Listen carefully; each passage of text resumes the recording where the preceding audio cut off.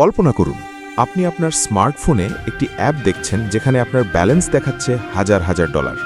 আপনি ভাবছেন আপনি কোটিপতি হয়ে গেছেন, কিন্তু হঠাৎ একদিন সকালে উঠে দেখলেন সেই অ্যাপটি আর ওপেন হচ্ছে না, আর আপনার সেই হাজার হাজার ডলার স্রেফ বাতাসের সাথে মিশে গেছে।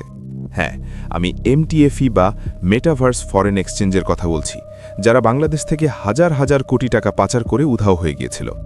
কিন্তু আজ এক শকিং মোড় এসেছে। পুলিশের CID বিভাগ বিদেশে পাচার হওয়া সেই টাকার মধ্য থেকে প্রায় 44,45,00,000 টাকা উদ্ধার করে সোনালী ব্যাংকে ফিরিয়ে এনেছে। কিভাবে এই ডিজিটাল ডাকাতরা আপনার চোখের সামনে কাল্পনিক ডলার দেখিয়ে আসল টাকা লুট করল, আর উদ্ধার হওয়া এই 44 কোটি টাকা কি আপনার পকেটে ফিরবে? এবং ভিডিও শেষে আমরা উত্তর দেব কেন আপনার অ্যাপে দেখানো সেই ডলারগুলো আসলে কোনোদিন ছিল না, এবং আপনার টাকা ফেরতের আইনি প্রক্রিয়াটি এখন ঠিক কোন অবস্থায় আছে।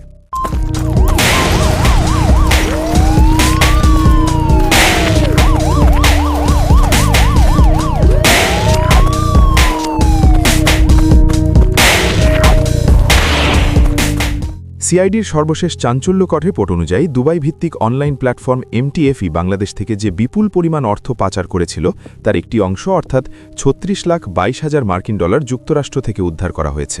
এটি বাংলাদেশের সাইবার ক্রাইম ইনভেস্টিগেশনের ইতিহাসে এক বিশাল জয়। এই অর্থ JP মর্গানের মতো আন্তর্জাতিক ব্যাংকের মাধ্যমে বাংলাদেশে ফিরিয়ে আনা হয়েছে।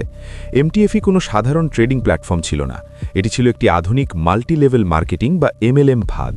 তারা ফেসবুক ও ইউটিউবে চটকদার বিজ্ঞাপন দিয়ে ঘরে বসে আয়ের প্রলোভন দেখিয়েছিল। আমাদের গবেষণায় বেরিয়ে এসেছে এক শিউরে ওঠার মতো তথ্য। MTFE অ্যাপে আপনি যে লাভ বা লসের গ্রাফ দেখতেন তার পুরোটাই ছিল ম্যানিপুলেটেড বা সাজানো। CID কর্মকর্তারা জানিয়েছেন ব্যবহারকারীদের অ্যাকাউন্টে দেখানো ভার্চুয়াল মুদ্রা ছিল সম্পূর্ণ কাল্পনিক। আপনি যখন টাকা জমা দিতেন সেই টাকা কোনো ট্রেডিংয়ে যেত না, বরং সেটি সরাসরি তাদের কেন্দ্রীয় ক্রিপ্টোকারেন্সি ওয়ালেটে চলে যেত। সেখান থেকে তারা সেই অর্থ বিভিন্ন লেয়ারে ভাগ করে বিদেশে পাচার করে দিত।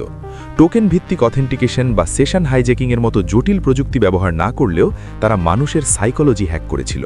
শুরুতে কিছু মানুষকে লাভ দিয়ে বিশ্বাস অর্জন করা ছিল তাদের প্রধান টোপ, যাতে পরে আরও হাজার হাজার মানুষ কোটি কোটি টাকা বিনিয়োগ করে। মানবিক দৃষ্টিকোণ থেকে দেখলে দেখা যায় এই MTFE স্ক্যামের কারণে বাংলাদেশের হাজার হাজার মধ্যবিত্ত পরিবার আজ পথে বসেছে। কেউ জমি বিক্রি করেছেন, কেউ শেষ সম্বল দিয়ে এখানে ইনভেস্ট করেছিলেন। জয়নাল অপারেটরের NID জালিয়াতি বা স্ট্যান্ডার্ড চার্টার্ড ব্যাংকের 27 লাখ টাকা চুরির ঘটনার মতোই এখানেও মানুষের টেকনিক্যাল জ্ঞানের অভাবকে পুঁজি করা হয়েছে। ফরিদপুরের ডেটা এন্ট্রি অপারেটরের 129টি ব্যাংক অ্যাকাউন্টের মতো MTFE এজেন্টরাও শত শত ভুয়া অ্যাকাউন্ট ব্যবহার করে টাকাগুলো লেয়ারিং করেছিল। লস অ্যাঞ্জেলেসে প্রবাসীদের NID চালুর খবর যখন আমাদের আধুনিকতার কথা বলে, তখন MTFEর মতো স্ক্যাম আমাদের মনে করিয়ে দেয় যে ডিজিটাল যুগে এক নিমেষেই আপনি আপনার সব সম্পদ হারাতে পারেন। ভিডিও শুরুতে আমরা যে প্রশ্নগুলো করেছিলাম, এখন তার উত্তর দেওয়ার সময়। আপনার অ্যাপে দেখানো ডলারগুলো কোনোদিন ছিলই না, কারণ ওটি ছিল স্রেফ একটি সংখ্যা যা হ্যাকাররা তাদের সার্ভার থেকে কন্ট্রোল করত। আপনার টাকা ফেরতের আইনি প্রক্রিয়া এখন আদালতের হাতে। CID জানিয়েছে সোনালী ব্যাংকে জমা হওয়া এই 44 কোটি টাকা আদালতের নির্দেশ অনুযায়ী ভুক্তভোগীদের মধ্যে বন্টন করার ব্যবস্থা নেওয়া হতে পারে। রাষ্ট্র যখন ডিজিটাল নিরাপত্তার কথা বলছে, তখন MTFEর এই টাকা উদ্ধার হওয়া প্রমাণ করে যে ডিজিটাল চোরেরা পালালেও তাদের পায়ের ছাপ মুছে ফেলা এত সহজ নয়। পরিশেষে বলবো, অনলাইনে রাতারাতি বড়লোক হওয়ার যে কোনো অ্যাপ বা অফার থেকে নিজেকে দূরে রাখুন। কোনো অ্যাপে টাকা ইনভেস্ট করার আগে তার বৈধতা এবং BSECর অনুমতি আছে কিনা তা যাচাই করুন।